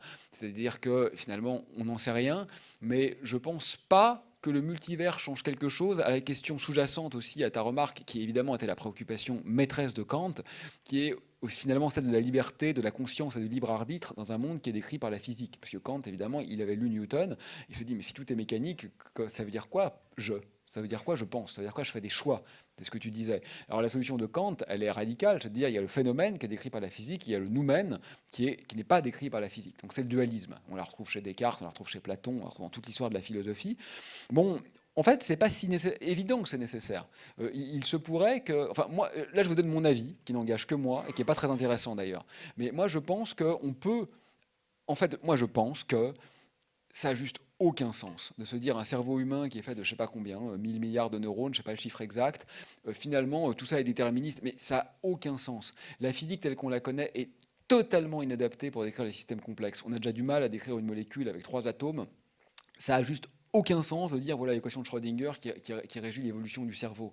Donc en fait, on peut juste. En fait, je pense qu'on pose même pas la question dans les bons termes, en se disant est-ce que finalement ce que je suis en train de vous dire en ce moment relève de ma conscience, de mon libre arbitre, de mon moi profond, ou est-ce que simplement je suis une sorte d'automate et que je réagis à mon environnement. Moi, je pense que ce dualisme en fait est juste totalement inadapté au système complexe. Cela dit, une fois que j'ai dit ça, j'ai pas trouvé la solution. Donc, Bonsoir. À quoi sert cette science et tout ce que vous nous avez exposé si les scientifiques n'arrivent pas à faire en sorte que le cataclysme planétaire qui est devant nous est finalement l'univers et tout ça, alors que nous avons besoin de choses qui sont dans le quotidien et dont la science doit nous nourrir. Et comme la science n'arrive pas à combattre les politiques, je ne vois pas comment on va s'en sortir. bon, peut-être on va bientôt s'arrêter. J'ai déjà écrit ce matin dans le journal du dimanche une tribune assez incisive contre le président de la République française. Et donc je vais peut-être m'arrêter là parce qu'après je vais avoir des soucis quand même. Non mais bon, écoutez, alors si on parlait de choses légères, parfois on me dit mais ça sert à quoi la physique après tout je comprends quand ça permet d'améliorer les téléphones portables, mais l'origine de l'univers on s'en fout. Alors ça m'énerve, enfin ça m'énerve, je suis pas d'accord, et je réponds ça sert à quoi la musique? La musique non plus, ça permet pas d'améliorer des objets techniques, mais ça nous rend heureux, quoi. C'est quelque chose de très fondamental qui correspond à des aspirations profondes de l'humanité, de savoir un peu ce que c'est que ce machin noir qu'on appelle le ciel qui est autour de nous. Et donc, quand on me dit ça sert à quoi, au sens ça n'a pas d'application concrète, donc ça sert à rien, je trouve ça complètement idiot. Tomber amoureux, ça sert à quoi? Bon, voilà, ça sert à vivre. Mais c'est pas du tout ce que vous dites. Et là, vous parlez pas de ça. Vous parlez effectivement du fait qu'on est en ce moment en train de faire face à un cataclysme planétaire, entre autres écologique, mais aussi social, etc. Et là, c'est vrai que, je sais pas. En fait, la science... Aujourd'hui, bon, franchement, à part M. Trump, mais lui, là, c'est un cas pathologique, donc on ne peut pas en parler, mais tous les gens normalement constitués savent que c'est vrai. Voilà. C'est vrai, le réchauffement climatique, la disparition des espèces, tout ça, c'est sûr. C'est vrai, c'est aussi vrai que le fait que la Terre est ronde. Il y a toujours 2-3 gens qui pensent que la Terre est plate, mais c'est pas très intéressant de parler avec ceux-là. Si on parle avec les gens normaux qui savent que la Terre est ronde, ils savent aussi qu'il y a une catastrophe qui va avoir lieu, qui a lieu. On a déjà perdu 60% des espèces, des individus vertébrés entre 30 ans, on a perdu 80% des insectes en Europe. Donc c'est maintenant, là. La 6e extinction majeure, elle est en cours. Et on sait que dans 30 ans, donc je ne parle même pas de nos enfants, je parle si tout se passe bien, la plupart d'entre nous seront encore en vie. Vous avez vu, cet été, il y a combien? 56 en Algérie, je crois, au sud de l'Algérie. Je veux dire, ça va devenir monnaie courante, on va tous crever, quoi. Bon, c'est en train de se faire. On le sait, et on fait rien. Donc moi, je sais pas. Voilà, j'ai pas de solution. Parce que là, le problème, c'est qu'il n'est pas scientifique. Scientifiquement, la réponse est claire. Il n'y a aucun doute qu'il y a une catastrophe. Quand on parle des scientifiques qui ne croient pas au réchauffement climatique, c'est des mensonges. Il n'y en a pas. Ce pas des scientifiques. Sur n'importe quelle question, on trouvera toujours 3 crétins pour dire n'importe quoi. Bon, ok, mais c'est juste ça. Il y a consensus total dans la communauté scientifique. C'est un fait. C'est pas une croyance, c'est un fait. Mais le problème, c'est que comment on traite ce fait? Ça, c'est plus de la science, c'est de la politique. C'est-à-dire que là, on est en train de dire, on va vers le gouffre et on est en train d'accélérer. Mais la science nous dit ça. Mais après, est-ce qu'on a envie de freiner? Ça, c'est plus la science qui le dit, c'est la population, c'est nous. C'est nos dirigeants et nous, quoi. Nous, en interaction avec nos dirigeants. Et le fait est que tout le monde s'en fout. Donc, on est en train de choisir de laisser un monde en ruine et on est en train de choisir de ne pas avoir d'avenir, en fait. C'est ça qu'on est en train de faire. Je ne sais pas pourquoi on fait ça, et je pense qu'on est tous coupables, et moi le premier, je fais la leçon à personne. Rien qu'en venant là, j'ai pris l'avion, je veux dire, donc j'ai participé à ce truc dont j'ai conscience et qui est très problématique. Moi, je vous donne mon avis, qu'on gâche que moi. Je pense que l'initiative individuelle, genre chacun faire un petit effort, c'est juste pas possible. Ça marchera pas, en fait. On n'est pas capable de le faire. Et moi, je pense qu'il faut que nos dirigeants prennent des mesures dures. Mais dures, ça ne veut pas dire antisocial. Ça ne veut pas dire que les gens qui ont déjà presque rien, ils vont avoir rien du tout. Parce que ça, c'est inacceptable. On peut très bien faire des mesures qui sont dures et sociales. Mais quand même, il faut qu'on renonce à des trucs, quoi. Au moins pour ceux qui en ont beaucoup. Ceux qui ont presque rien, eux, ils n'ont rien à renoncer. Donc, ils ne sont pas concernés. Mais on n'est pas prêt à renoncer à un peu de confort. On préfère aller dans la fin du monde, quoi. Je ne sais pas pourquoi.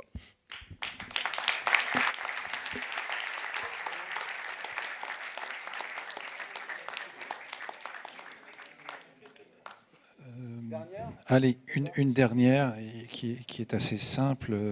Là encore, on peut voyager a priori dans le futur, on ne peut pas voyager dans le passé. Peut-on rester immobile? Ah oui, alors ça, en fait, c'est vachement intéressant parce que ça va me permettre de préciser un truc.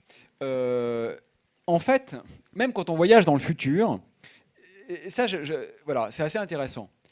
Il faut bien faire attention à ce que ça veut dire. Hein. C'est vraiment comme dans un film. Vous savez, vous avez la machine, vous rentrez dans la machine, vous tapez « Ah, je vais aller en l'an 8547 ». Vous appuyez sur le bouton, vous ressortez, vous êtes en l'an 8547. Ça marche.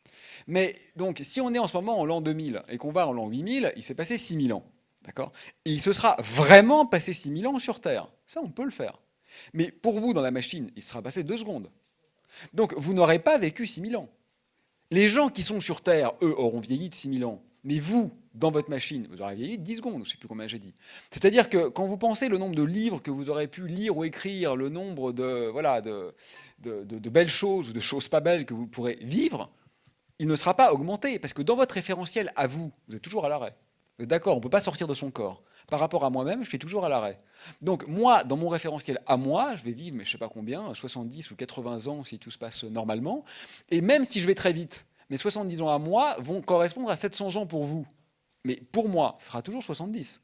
Donc la question est, est-ce qu'on peut s'arrêter? Ça revient à dire, est-ce qu'on peut avoir une dilatation du temps énorme? Oui. Si on va très proche de la vitesse de la lumière ou très près de l'horizon d'un trou noir, j'arrête quasiment le temps. Ça veut dire que quand je suis près de l'horizon d'un trou noir, comme ça, le temps, les gens qui me regardent sont en train de crever et ne me voient pas vieillir. Donc ils disent, oh, c'est incroyable, il ne vieillit pas. Et c'est ce qu'eux, ils voient. Ça, c'est vrai, ça. Mais moi, dans mon référentiel à moi, je suis toujours à l'arrêt. Hein.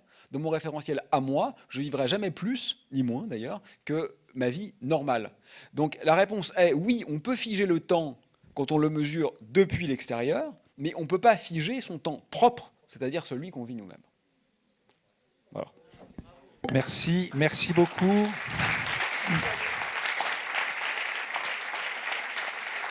Merci Aurélien de cette générosité. Merci à tout le public qui a suivi dans les différents espaces. Merci. Et merci à vous tous. À très bientôt pour un prochain rendez-vous, la Place des Sciences. Très belle soirée à vous.